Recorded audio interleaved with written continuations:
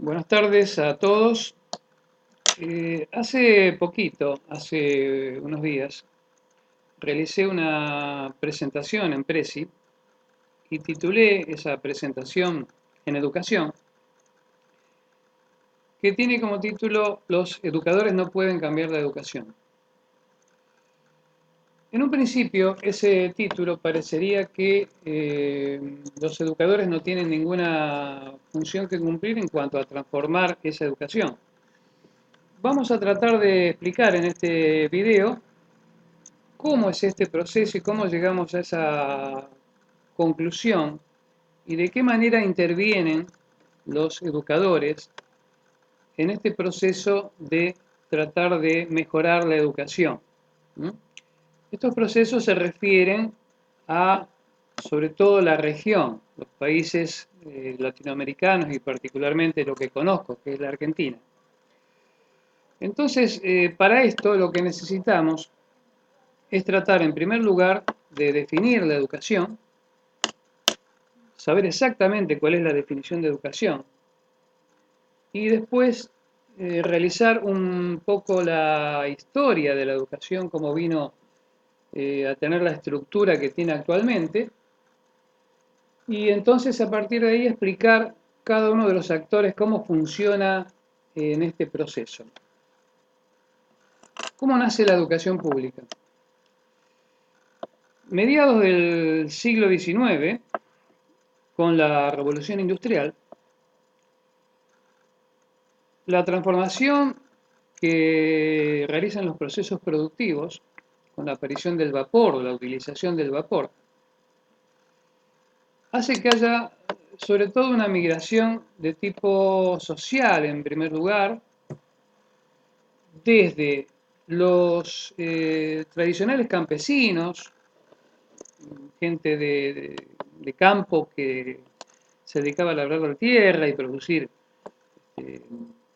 a nivel campo, hacia las grandes ciudades donde estaban emplazadas las nuevas maquinarias accionadas con vapor. Para eso es necesario, o era necesario, capacitar a esos campesinos para que pudieran operar esas máquinas y pasaran de ser de campesinos a obreros industriales. Paralelamente, había que diseñar también o capacitar personas que administraran esos procesos, como los administradores de cualquier empresa, directivos o directores que trataran de dirigir ese proceso y también personal que tratara de comercializar o manejar todos los aspectos de comercialización de los productos elaborados a partir de esa nueva tecnología. Esta tecnología del vapor, fue la primera gran tecnología que produce una auténtica revolución, no solamente en los procesos productivos, sino también en la movilidad social. Yo les decía que a partir del siglo XIX, entonces con esta transformación que se produce, podríamos llamar un proceso que va desde mediados del siglo XIX hasta casi mediados del XX, como el proceso de la era industrial. Aparecen nuevas tecnologías hacia mediados del siglo XX y ese proceso, que nosotros llamamos de la era industrial, pasa a ser el de la era tecnológica.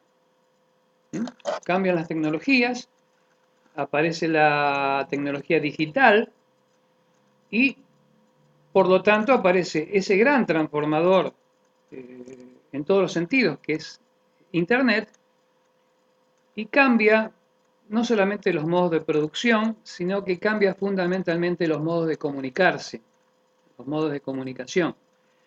Entonces, por eso que los conocimientos que antes estaban depositados en una biblioteca o en los libros o distintos medios, o a través de la transmisión del maestro, del profesor o del educador, pasan, decía, esos contenidos a estar dentro de Google o de cualquier buscador que contuviera toda la información que nosotros necesitamos. ¿Sí? Entonces, todo ese proceso lo llamamos era del conocimiento. Entonces, resumiendo, era industrial pasa a la era del conocimiento y de esa era del conocimiento casi inmediatamente surgen las TIC, o sea, las tecnologías de la información y de la comunicación. ¿Sí? Que son aquellas tecnologías que hacen que ese conocimiento, esa información que está depositada en Internet o en las redes, lleguen masivamente a todos los consumidores de esa tecnología. Entonces, como ese flujo de información es muy importante, es una transformación muy, muy grande, es necesario en el actual siglo XXI transformar esa era del conocimiento, esa era tecnológica, transformarla en economía del conocimiento, algo que ya algunos países desarrollados están haciendo. Es decir, ya administrar el conocimiento de manera que sea mejor distribuible. Esto ocurre por lo siguiente, ocurre por la definición misma de lo que es la educación. Yo en mis charlas habituales, lo que hago entre la gente que me escucha, es proponerle un pequeño ejercicio, y es el siguiente.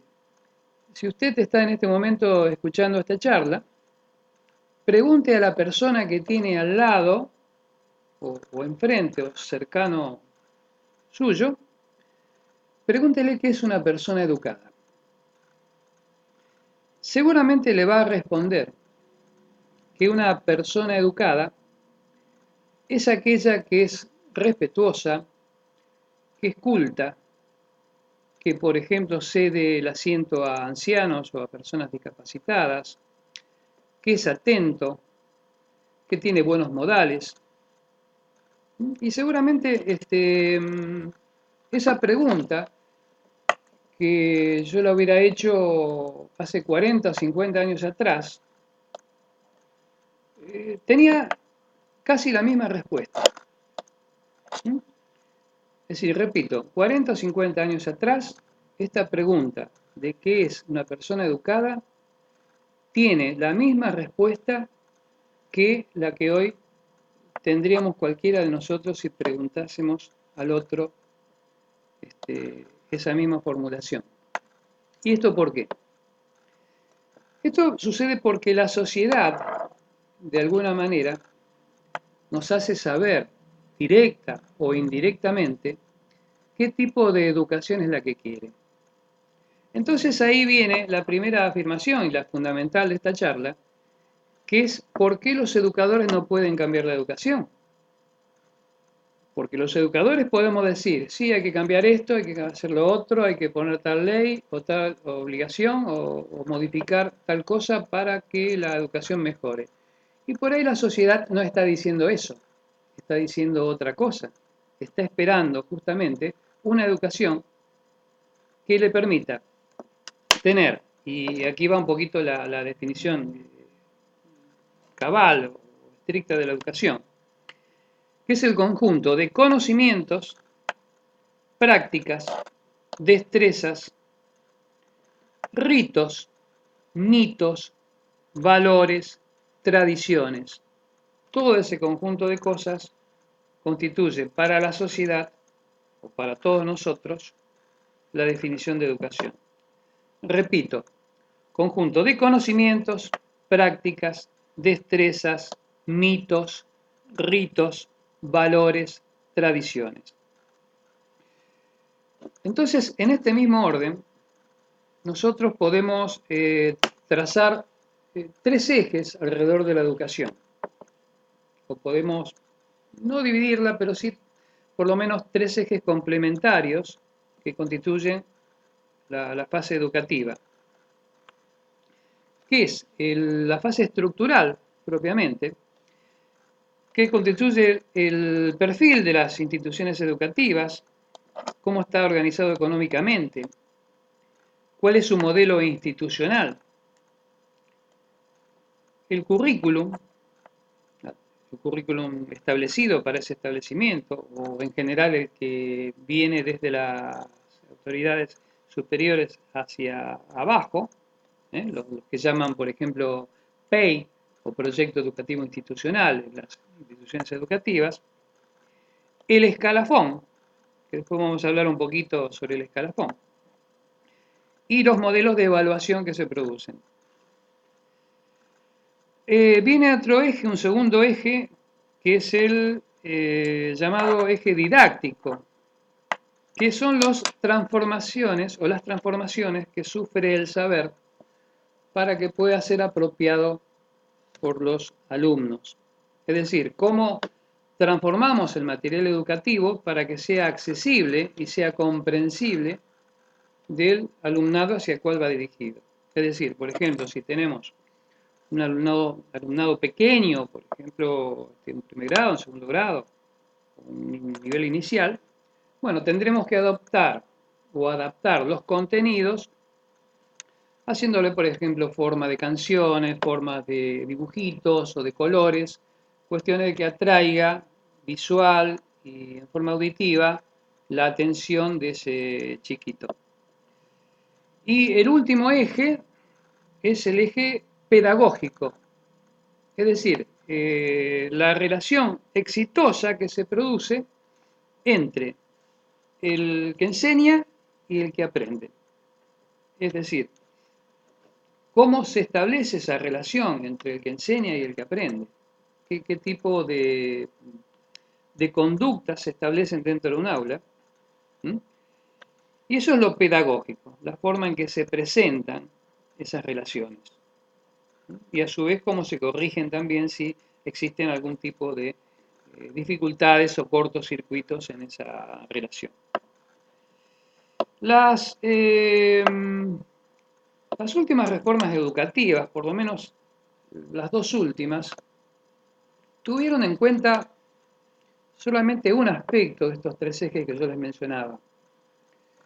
Por ejemplo, la reforma del año 95 acá en la República Argentina, que fue la Ley Federal de Educación, sufrió la influencia de distintos referentes pedagógicos y se estructuró un sistema que fundamentalmente tuvo su acción en este tipo de influencias pedagógicas o corrientes pedagógicas. No tocó mucho lo estructural, no tocó mucho lo didáctico y tampoco los contenidos. Sufrieron por ahí algunas transformaciones. Yo rescato solamente de esa Ley Federal de Educación una especie de espacio de conexión entre los niveles. O sea, al quedarse el tercer ciclo, se estableció una especie de nivel intermedio o conductivo entre ambos niveles, entre primario y secundario. Pero después es una cosa que cuando tratemos en otros videos las propuestas educativas lo vamos a ampliar un poquito más. Y la última, que fue la Ley Nacional de Educación, a mi entender, por lo menos, lo que hizo fue tratar de establecer, y lo estableció de hecho a través de la ley, la obligatoriedad de la secundaria para todos. ¿Sí? El problema es lo siguiente, cuando usted establece la obligatoriedad de algo, por lo general, la experiencia indica que se obtiene el efecto contrario al que se propone. Y esto va con un ejemplo muy sencillo. Esta obligatoriedad establecida para el secundario produce el 50% de deserción actual que tiene la escuela secundaria. Es decir, de cada 2 chicos que ingresa al sistema secundario, solamente 1 termina la secundaria. El resto no lo termina. Si esta cifra la podemos manejar en otros niveles, también se establece una relación parecida con el ingreso al nivel superior, a la educación superior. También va a ser un motivo de charla de otros videos, un tema que prácticamente en la República Argentina no tiene debate, no tiene discusión. Pero tenemos sí una cifra que, por ejemplo, el 10% de los ingresantes a nivel de educación superior